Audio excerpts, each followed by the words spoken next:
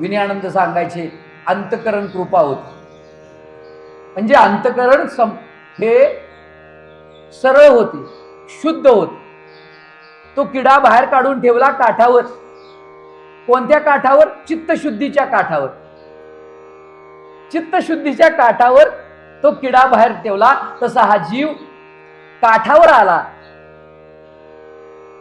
चित्तशुद्धी झाली, बाजूला आला.